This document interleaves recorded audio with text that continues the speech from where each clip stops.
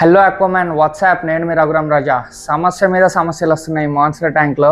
First సమస్య ఏంటంటే మన క్యాట్ ఫిష్ గాడు ఎరవాన్ అని వేసేస్తాడు కదా, అది ఫస్ట్ సమస్య. ఇప్పుడు సెకండ్ సమస్య ఏంటంటే నిన్న వీడికి లివర్ పెట్టా, అది తిని ఈరోజు సాయంత్రం వీడు వామిటింగ్ చేసుకున్నాడు. దానివల్ల నీళ్ళన్నీ పొల్యూట్ అయ్యాయి.